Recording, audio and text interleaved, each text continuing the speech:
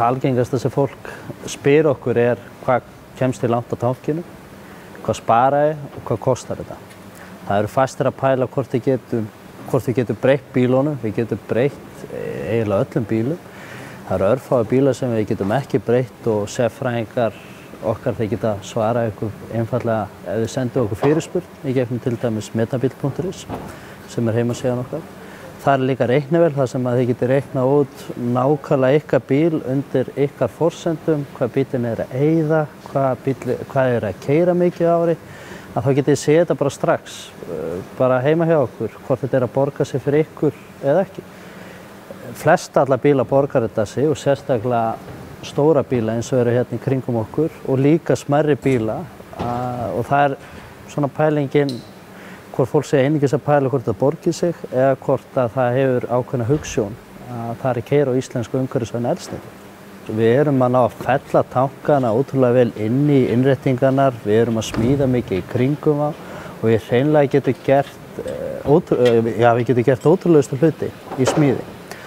Og það eru sumir bílar sem að tankarnir taka mikið pláss einfaldlega þegar fólki vill komast langt, bíllinn lítill en þessa fáu daga eða þessi fáu skipti sem þú kannski ætlar að fara hringinn í kringu landi eða skjótast á Akureyri að það pottþétt einhver góður vinur hérna á höfuðborgarsvæðinu sem myndi vilja keyra á metanbíla meðan þú myndir fá stóra bílinn hans lánaða. Við breyttum fyrsta bílnum í Íslandi, það var í 2007, fylltum gasi á hann í nóvember 2007 á gömlu áfyllingarstöðinni upp á Höfða. Við óttum þetta verkstæði í maí 2010 og síðan þá erum við búin að breyta tæplega 200 bílum. Við erum svona eitthvað stærstir í þessu í dag á markaðnum og við erum svolítið frumkvöðlanir og það gaman að segja frá því þegar okkur datt þetta í hug 2007 þá borgaði þetta sig engan veginn. Þá var þetta einfaldlega bara hugsjón. Við vildum keyra okkar bílaflota hjá Vélamiðstöðinni og Íslenska gámafélaginu á íslensku umhverfisvænu eldsneyti. Það mikið talað að það sé ekki til nóg af gasi. Álfsnesið, það getur afkastað 1000 bíla. Akureyri að opna vonandi áfyllingarstöð núna á þessu ári.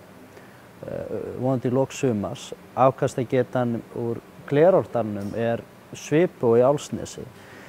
Þar fyrir utan hið frábæra fyrirtæki Metanorka að vinna brautryðjandi starf með það að kortleggja Ísland með hliðsjón af metagasframleiðslu. Og svona fyrstu skoðanir og rannsóknir sýna að það bara til flenni gas.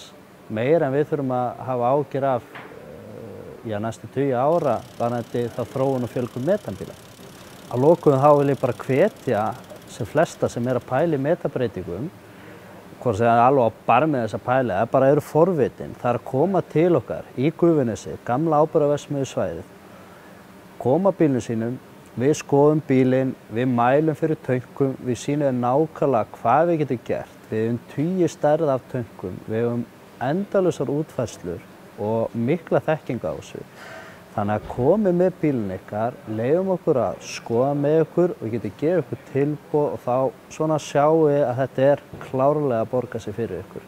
Það ekki spurning.